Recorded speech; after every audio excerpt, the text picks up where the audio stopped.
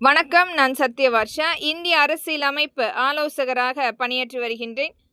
இந்திய அரசியலமைப்பு சட்டப்படி நாம் தேர்ந்தெடுக்கக்கூடிய சட்டமன்ற உறுப்பினர்கள் மற்றும் நாடாளுமன்ற உறுப்பினர்களை நீக்கம் செய்வதற்குரிய அங்கீகாரம் மக்களிடத்தில் கொண்டு வரும் பொழுது, இன்றைக்கு நடந்து கொண்டிருக்கும் அனைத்து ஊழல்களும் ஒழிக்கப்படும்.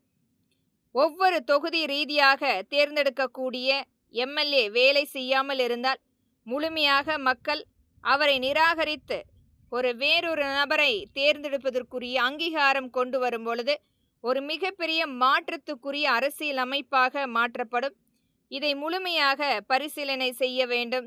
இந்திய அரசியல் அமைப்பு சட்டப்படி இது ஒரு மிகப்பெரிய பங்களிப்பாக கொண்டு வரும் பொழுது இன்றைக்கு நடந்து கொண்டிருக்கும் ஊழல்கள் அனைத்துமே ஒழிக்கப்படும். இதை அனைத்தையுமே நம்மளுடைய தேர்தல் ஆணையம் பரிசீலனிக்கப்பட வேண்டும்.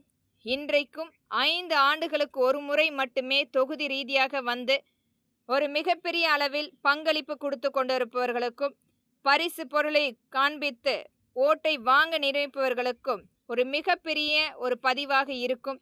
இதை தயவு கூர்ந்து உச்சநீதிமன்றமும் உயர்நீதிமன்றமும் நம்மளுடைய தேர்தல் ஆணையமும் பரிசீலிக்கப்பட வேண்டும் என்பதே மக்களின் எளிய மகளாக இங்கு பதிவிடுகின்றேன். நன்றி, வணக்கம்.